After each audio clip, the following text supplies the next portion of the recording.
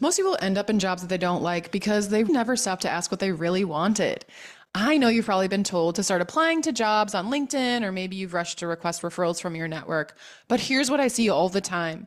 People immediately start taking action before figuring out what they actually want. And so you're taking action towards what? A job that you already had, a job that you're not going to like. And until we get clear with that, we are not going to be able to figure out what you want. And you're not going to like the job because you're just going to be going to the same job over and over. Because when you skip the most important step of the job search of figuring out what you actually want, you get in trouble. I've tried skipping this part so many times and I've landed in the same cycle of loving my job for about 3 months and then it fizzled off and then dreading it after the newness wore off. I tried skipping this part, like I said, and landed in the same cycle of hating my job, looking for a new one, and then hating that one again because I never stopped to figure out what I actually wanted. And many people skip this part because it's the hardest part. Why is it so hard to define what I actually want? Several reasons. The fear of failure. I'm going to get this wrong, or what I want actually isn't available to me. Fear of success. Oh my gosh, if I do get this, then I'll have to line these other things up for the future of my life.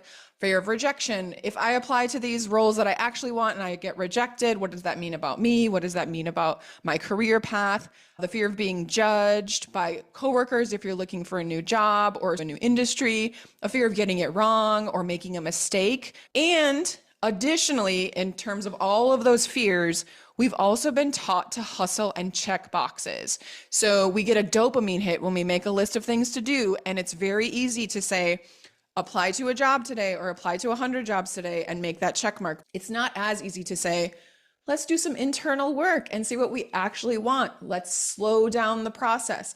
Let's do some journaling. Let's reach out to some friends. That takes a little bit more time and more intentionality from us, and the motivation to do that and the momentum to do that, and also the practice and habit of doing that makes these less tangible outcomes more challenging to do. Like my client Aubry, who tried to hustle and make a resume right away and was actually willing to take a huge pay cut and go part-time while she was working in a toxic environment, until she realized what she really wanted to do was be working with clients again and spending more time with her child. Amber was able to get clear on what she wanted after she knew that her dog had to be a huge part of the equation as a non-negotiable. In fact, just 2 days after she was hired at a job that said that they had a dog-friendly office, they didn't, and she quit because that's really not where she was going to succeed, and she was going to be upset about it every single day. Steph, another client, got a 40% pay increase, even though she had never negotiated before. She even negotiated a schedule that would allow her to pick up and drop off her kids and eat dinner with them, because those were non-negotiables for her. And she was able to get clear on those as we did more informational interviews, as she went on this training that popped into her lap all of a sudden. And then Liz, who intentionally slowed down, even took a trip to Europe with her family, got a job in a new industry while she put on what I call her joy water wings and got clear on what she valued.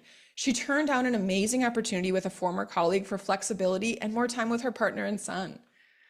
Now, I mentioned a couple of people who have already done this, and I'm going to walk you through the 3 elements of knowing what you want so that you can have the same experiences as they do too. Starting with your values. When I was growing up in Wisconsin, a strong value of my family and the culture was having a paycheck and getting paid every Friday, clocking in, clocking out, and not worrying about your job at the end of the day, even if you were miserable during the day. I saw this as what was supposed to happen. The cycle of, I need money, I'll find a job, and as soon as I get bored of it, I'll just find a new job. And it was this super long cycle where I think my dad joked once that I was working at a restaurant that was costing me more to pay for gas than it was for me to be actually working there. So that was the old way of doing things. My value was, quote, stability from the weekly paycheck and also money. And then I realized when I started looking for jobs again to come back to San Francisco that my values had shifted. I no longer wanted to take a job just because of the paycheck, because when money is the value, as soon as the money is not a great enough piece of the puzzle, you're going to get bored. I became resentful of my jobs because they weren't giving me what I needed, and I needed to decide what I needed and then seek that out.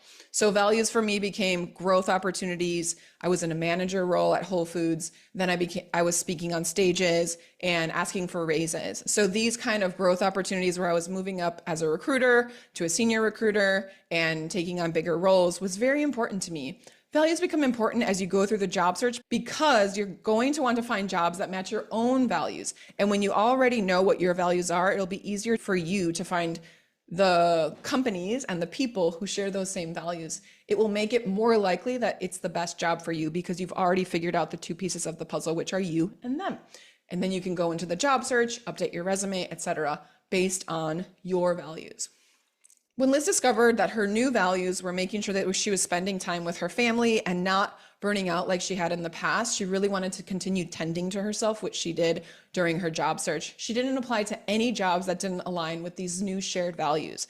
Because she gave herself time to do informational interviews and reconnect with herself, she even took a family vacation with her partner and son and then began her search. She turned down a job with a former colleague because she knew that the other job that she wanted to was in a new industry that she wanted to check out, and she knew that she would be able to set the boundaries that she needed to.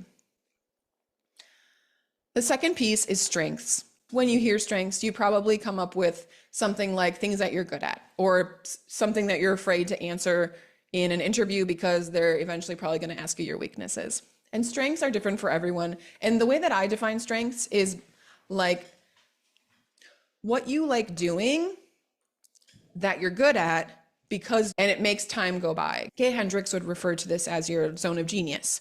And in your zone of genius, it's about making sure that you're having most of your day filled with things that you love doing that you don't necessarily need to be paid for, but that time flies when you're doing it. And what I want you to do is figure out what your strengths are that are things that aren't only things that people have given you praise for.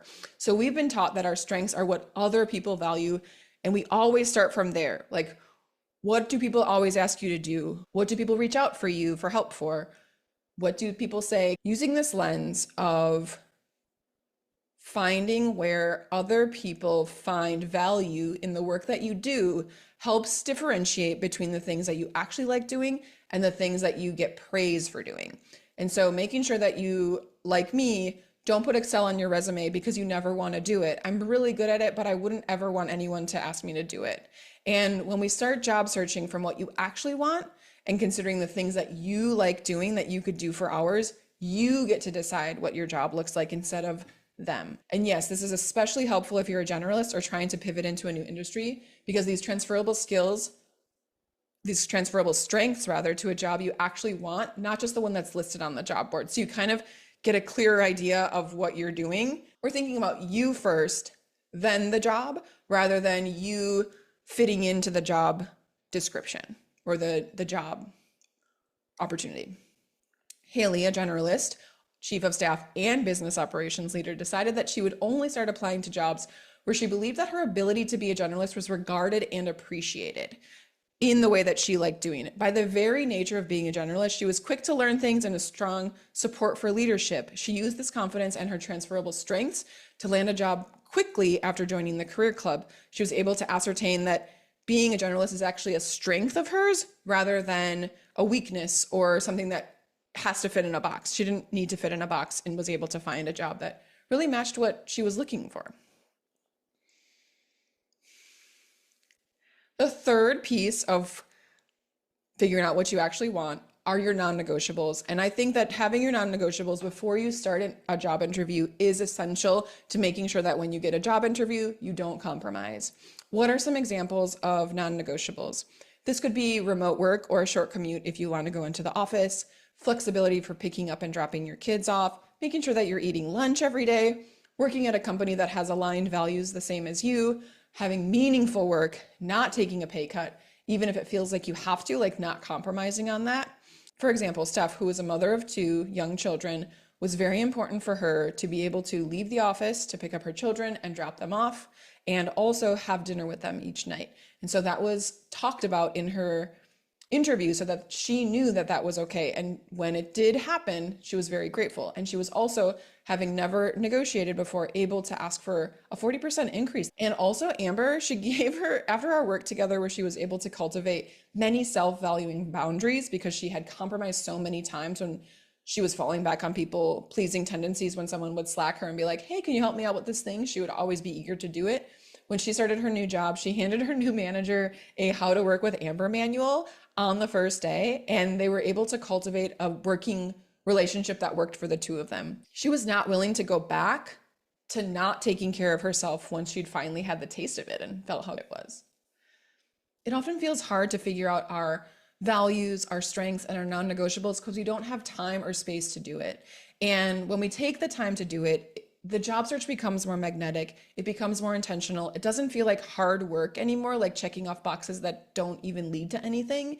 And this is exactly what we do inside of the Career Club. It's where you get ready to start taking jobs that match your non-negotiables, that match your values, and start waking up Monday mornings feeling like you're actually making a difference at work and it feels meaningful. Inside the Career Club, I've even made the What the Fuck You Actually Want project, where I lead you through exercises and resources to help you uncover, to take that time in the hardest part of the job search to help you uncover what you really want so that you can finally have the confidence to get it and ask for it. Inside the Career Club, we have private and group coaching options for you because your next job is waiting for you, and I would love to help you get it.